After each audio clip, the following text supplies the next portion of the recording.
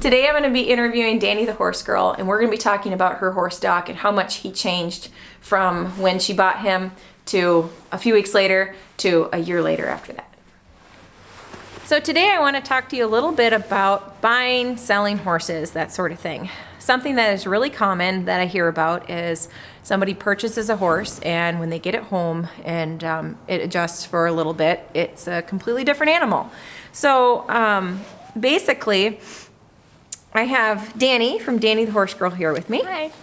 And Dani is very familiar with all of my horses, and basically I sold her a crazy one. Not really, but it kind of appeared to be that way. So there's a horse named Docaho, and Cat wants the cat she's needy. She must be involved. So Docaho was one of my lesson horses for several years, and Dani was due to get a new horse, a bigger horse.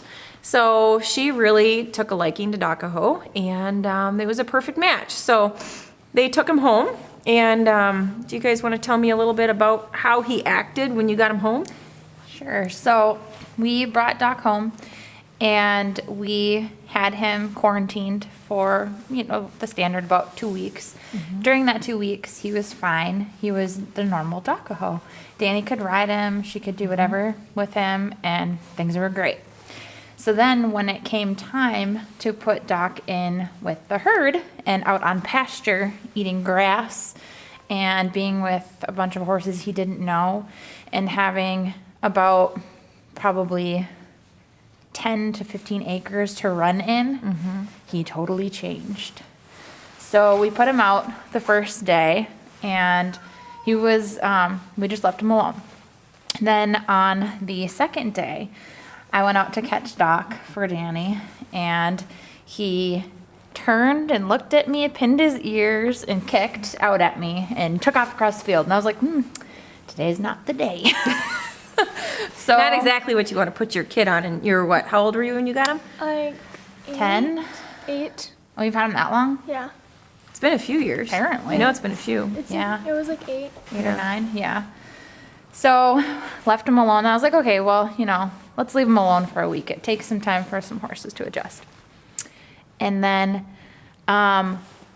when we were able to catch him, and I brought him in the barn for Dani to start working with him, he threw a fit. Like, couldn't touch him, couldn't come near him. I had him tied, and he was kicking and swinging around and screaming for the other horses and just acting a fool. Mm-hmm. So I waited till he calmed down, and I put him back out to the herd, and I was like, okay, well, let's wait again. So this is a horse that I put 4, 5-year-old kids on to ride by themselves, easy, super quiet horse.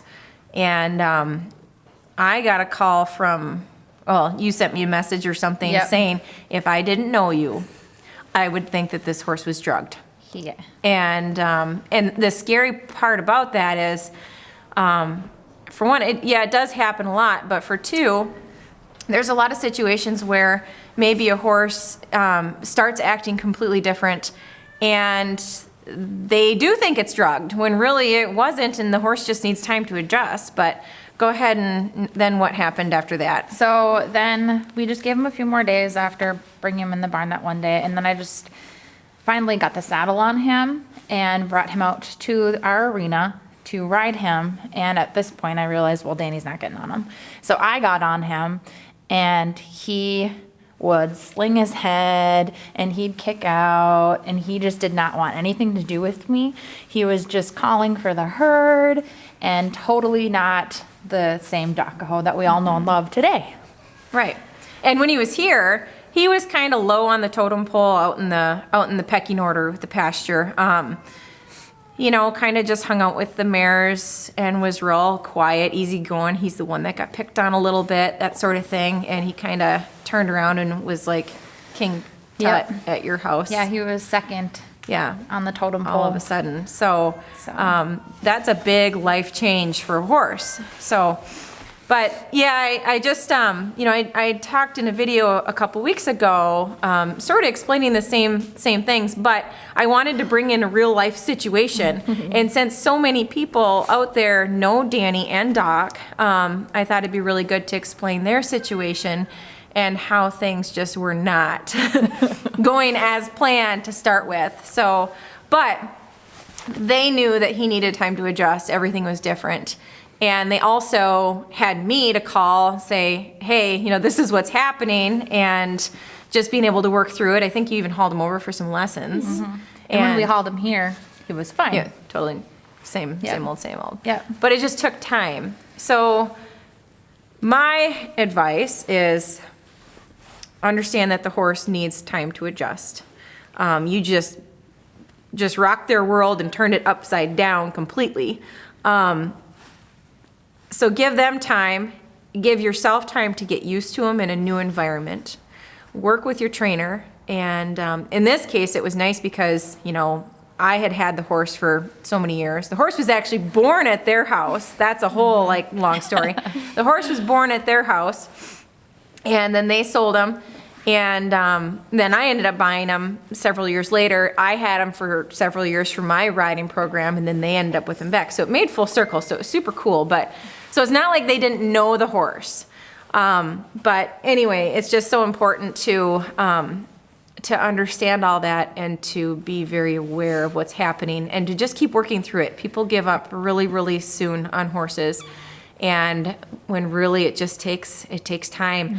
So something that I'm big on is when getting a new horse, even if that horse has been shown, ridden tons, trail ridden, whatever the case is, spending a lot of time and doing groundwork, really getting to know each other, and going back and starting from the ground up again. Yeah, if and needed. that's pretty much what we Yep. did. We had planned on having Dani show him that fair season, and we didn't. No. We literally gave him, I was like, you know what?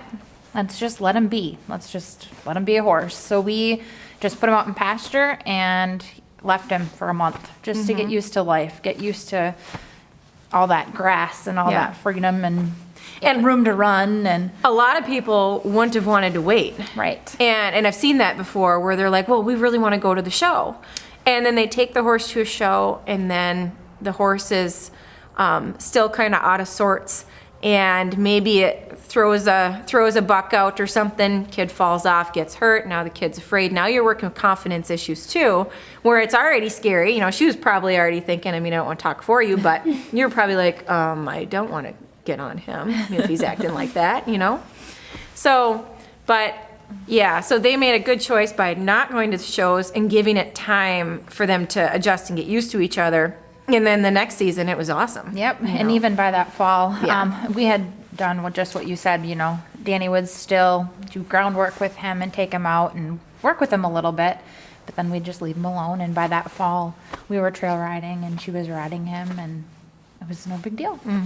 Yep, it was awesome. So, and now it's a successful story. But at first, you would have thought that I sold them an absolutely crazy, not child appropriate horse. Yep. So, but not the case. So, so here we're freezing our tails off. We just finished up a lesson, and you can go over to Dani's channel and find that ride on there. So that's why Dani's got her helmet on, and she looks like a character off Star Wars right now with her really sweet hat stretched over her helmet. But we're cold, so if you enjoyed this video, please be sure to give it a like, share it with your friends, and subscribe to the Versatile Horsemanship YouTube channel. Thanks for watching.